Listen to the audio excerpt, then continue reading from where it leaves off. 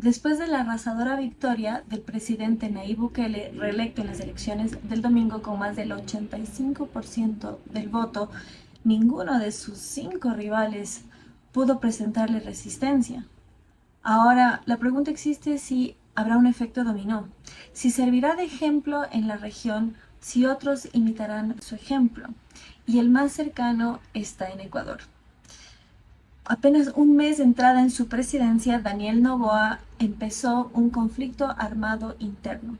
Por medio de decreto, permitió que las Fuerzas Armadas ayuden a la policía en la lucha contra el crimen organizado. Y es que en el Ecuador hay apenas 58.000 policías activos, mientras que el crimen organizado tiene 50.000 hombres armados. Esto requirió que los uniformados, que están para servir a la patria contra un enemigo externo, le declaren justamente la guerra a el crimen organizado, los carteles del narcotráfico, etc. Por eso y más ha sido comparado con su homónimo de Centroamérica y poquito a poco está logrando cada vez más apoyo de la población civil. El respaldo de Daniel Noboa en el Ecuador supera el 80%. También el respaldo a las Fuerzas Armadas y a la policía supera el 80%. La mayoría de los ecuatorianos quieren mano dura en el país. Lo mismo se ve en toda la región. Bukele está sirviendo como ejemplo para todas las naciones. La población civil lo aclama porque están hartos del crimen en sus respectivos países. Sin embargo, hay inquietudes respecto a la constitucionalidad de la presidencia de Bukele, debido a que para poder volverse a reelegir, tuvo que pasar por encima de la Constitución y no solo eso, sino remover a los jueces que se oponían.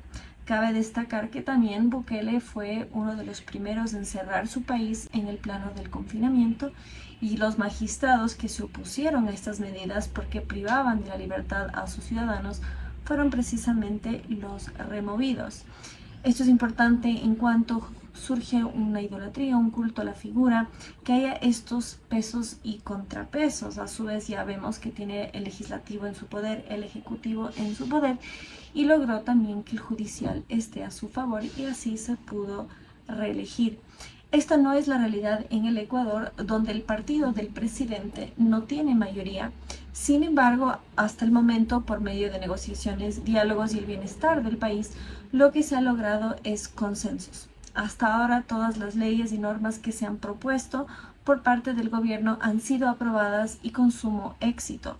Por el momento, la bancada con mayor número es la del socialismo del siglo XXI.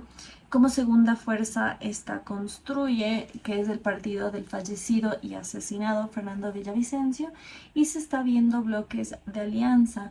ADN, que es el partido creado por Daniel Noboa, quien fue legislador y sucesor de lo que fue la agrupación creada por su padre, Álvaro Noboa, al menos 5 veces candidato a la presidencia. Es decir, él heredó en buena medida todo lo que construyó su padre y el país decidió darle la oportunidad. Hay que recordar que Daniel Noboa va a estar en el gobierno más o menos 1 año y medio, en vista que él va a completar el mandato de Guillermo Lasso, quien no llegó a término luego de un juicio político en su contra, justamente por acusaciones, entre otras cosas, de familiares suyos, su cuñado, con el crimen organizado y por su incapacidad de enfrentar al crimen organizado. Ecuador está en la peor crisis de violencia en la historia del país sudamericano, que por mucho tiempo fue un oasis de paz entre la guerra civil que Colombia tenía y tiene contra el narcotráfico, contra los grupos irregulares, y Perú en el sur, que tenía a Sendero Luminoso. Ahora Ecuador se enfrenta a esa violencia y por eso y más aclama la mano dura. El modelo de Nayib Bukele, donde aparecen los reclusos boca abajo, donde se les restringe incluso comida, es algo que piden los ciudadanos, y fue así como se logró la liberación de los rehenes. A lo largo de 6 días no fueron alimentados los presos debido al secuestro de guardias penitenciarios y de policías dentro de las cárceles. Ahí tuvo que mediar la Iglesia Católica ingresando a las prisiones para que puedan ser liberados los guardias penitenciarios y policías. Cabe destacar que los presos pidieron la intervención de la Iglesia, sobre todo por los diabéticos y los enfermos que no podían resistir tantos días con hambre.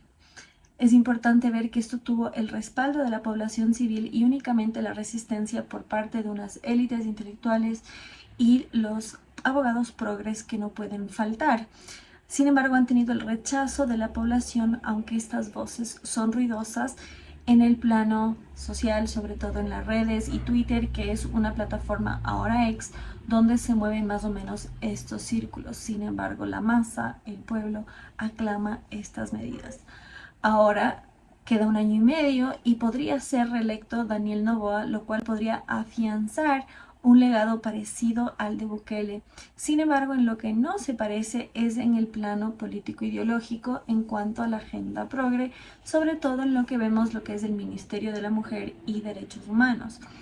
Sin embargo, también hay voces de reclamo en El Salvador, que lo mismo pasa aunque con menor visibilidad en El Salvador, sobre todo desde la vicepresidencia. Un presidente con tanto respaldo y apoyo justamente lo logra, entre otras cosas, por medio de alianzas con organizaciones civiles. Sin embargo, es la cara menos visible de su gobierno. Luego del giro que ha dado, o mejor dicho, de la renovación que ha tenido Bukele en El Salvador, veremos que esto también influye en el Ecuador. No es un dato menor que ambos países, por su tamaño y por su economía, están en constante amenaza y presión por parte de organismos internacionales. En el caso de Ecuador, por ejemplo, es la Unión Europea la que exige reformas en materia de género y penitenciarias para poder tener la visa europea, o mejor dicho, para ya no necesitar la visa a la zona Schengen. Ecuador es uno de los pocos países, sobre todo en Sudamérica, que todavía la necesitan. Es decir, esto se somete a una agenda. La misma primera dama de El Salvador ratificó su compromiso con la Agenda 2030, lo cual contradice mucho lo que es el respaldo internacional a Bukele.